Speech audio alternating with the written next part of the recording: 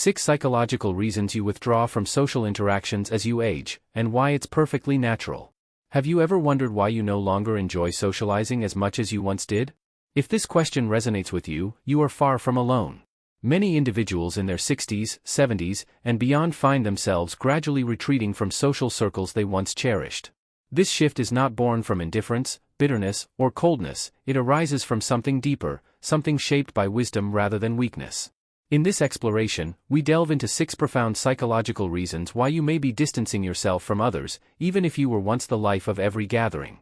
These insights are not superficial observations, they reflect real, often unspoken experiences shared by many older adults.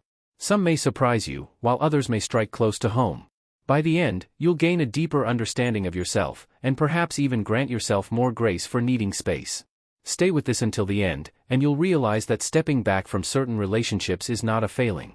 In fact, it may be one of the wisest, healthiest choices you've made for yourself. 1. The weight of past betrayals. Time leaves more than just memories in its wake, it leaves scars. Some are fleeting, minor disagreements, misunderstandings that fade. Others cut deeper, betrayals, rejections, moments when vulnerability was met with dismissal or disregard. With age, these wounds echo louder. You no longer offer yourself freely, not out of anger, but from the hard-earned knowledge that not everyone deserves unfettered access to your heart. Consider Eleanor, 81, who once hosted lively dinner parties every weekend. She thrived on laughter, music, and a home filled with guests. Yet over time, friendships eroded, one betrayed a confidence, another vanished after her husband's death.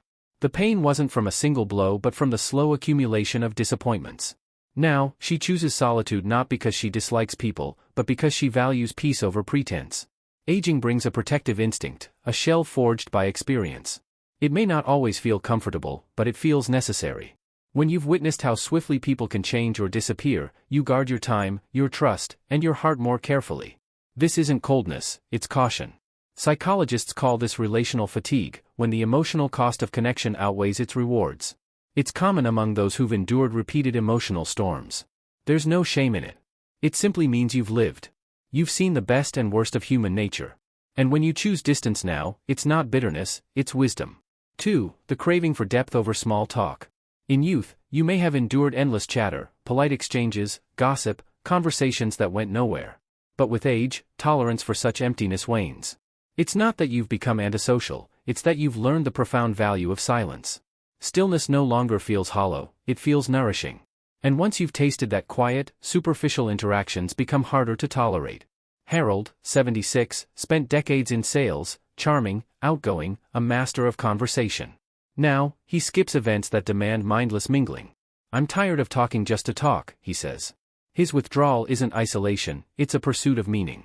As we age, emotional energy becomes precious. The need to impress fades, the hunger for authenticity grows.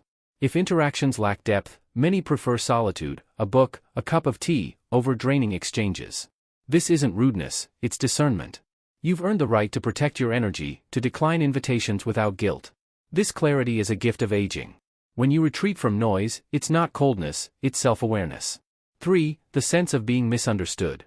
There comes a point when you realize the world has shifted, and so have you. Slang, values, even the pace of conversation feels foreign. You begin to feel invisible, unheard, or out of place, not because you've changed for the worse, but because fewer people take time to truly listen. Marie, 79, a retired teacher, once shared vivid stories of raising 5 children while working full-time. Now, her younger relatives nod politely and check their phones. The disconnect isn't malicious, it's cultural. Yet over time, being unheard becomes exhausting. Solitude feels safer than being sidelined. Psychologists term this emotional invalidation, when your feelings are subtly dismissed. It's not outright rejection, but death by 1,000 cuts. The solution isn't to force yourself into unfulfilling interactions, it's to seek spaces where you're truly seen. 4. The fear of becoming a burden. A quiet dread lingers in later years, not of illness or death, but of burdening loved ones. You hesitate to ask for help, to impose. You decline invitations not because you don't want to go, but because you don't want others rearranging their lives for you. Frank, 84, a widower, once spent weekends with his daughter's family. As his mobility declined, he withdrew, not because they made him feel unwelcome, but because he feared slowing them down. This paradox is agonizing. The more you need connection, the less you want to ask for it. Yet here's the truth, those who love you don't see you as a burden. They see your presence as a privilege. 5. The natural fading of old ties. Some relationships don't end dramatically, they simply dissolve. Lives diverge, priorities shift. One day, you realize the people who once filled your days are now strangers. Ruth, 73, once took weekly walks with her best friend. Over time, those walks became rare, then ceased entirely. We still care, she says, but we've said all we needed to say. This isn't failure, it's evolution. You outgrow relationships that no longer fit who you've become.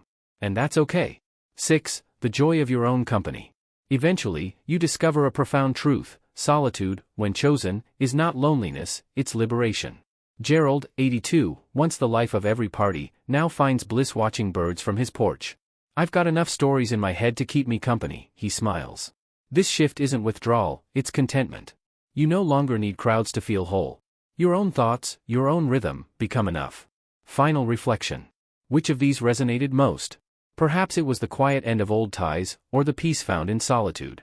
Whatever it was, remember this: you are not broken. You are becoming. Stepping back isn't bitterness, it's wisdom. You've earned the right to protect your peace, to move at your own pace, to find meaning in stillness. And if you've been quietly retreating, ask yourself, is it absence you seek, or alignment? You are not alone in this. Countless others walk this path with you, embracing the quiet dignity of a life lived deeply, on their own terms. We'd love to hear from you. Which of these reasons spoke to you? Share your thoughts below, your insights inspire us. If this resonated, consider subscribing for more reflections on life, aging, and the quiet wisdom that comes with time. Thank you for being here.